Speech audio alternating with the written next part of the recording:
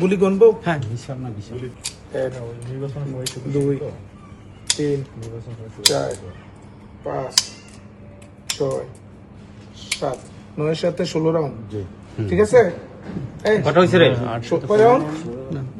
থানা police officer, আমাদের এ সকল অফিসার এবং ডিবি টিম সহ সারাদিন ধরে অভিযান চালায় এবং রাত ভোর ধরে অভিযান চালায়। সবশেষে রাত আনুমানিক 3:15টার সময় বন্দর থানা এলাকা থেকে মিশান নামক এক ছেলেকে আমরা গ্রেফতার করি এবং তার দেখানো মতে সেখান থেকে আমরা সেই ছিনতাইকৃত পিস্তলটি, গুলি সহ এবং ম্যাগাজিন সহ সেখান থেকে আমরা উদ্ধার করতে সমর্থ হই। এই মামলায় একজনই গ্রেফতার আছে, যে ছিনতাই করেছে একজন আছে। আমরা যেহেতু আমরা আরো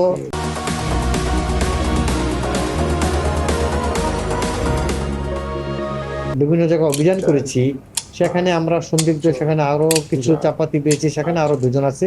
দস্যুতা হয়েছে যে পিস্তলটি নিয়ে গেছে, ওই ঘটনায় 3 জনের মধ্যে আমরা একজনকে অ্যারেস্ট করেছি, আর বাকি 2 জনকে আমরা আমরা অভিযান। তার সাথে পূর্ব শত্রুতা আছে কিনা সেটা আমাদের তদন্ত চলছে, এটা আমরা তদন্ত শেষ হলে আমরা আসলে বলতে পারবো।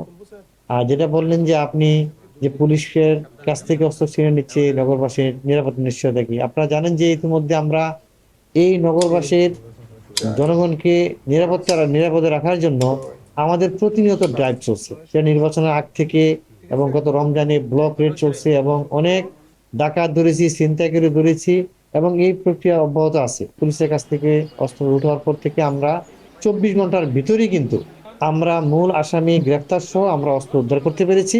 এবং আমরা মনে করি যে আমাদের যে সামনের দিনগুলোতে আমরা প্রতিদিন আমাদের অভিযান চলবে এবং আমরা মনে করি যে এই নগরবাসী নিরাপদে থাকবে এবং সেটাতে আমরা সক্ষম ইনশাল্লাহ।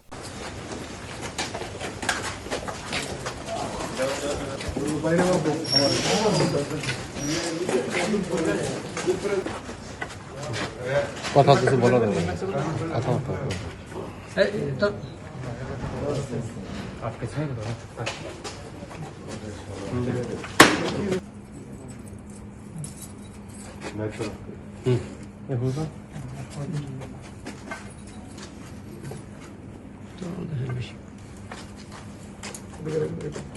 বের করাটা খুললো, কি আছে ওই তো বল, ওই কাছে তো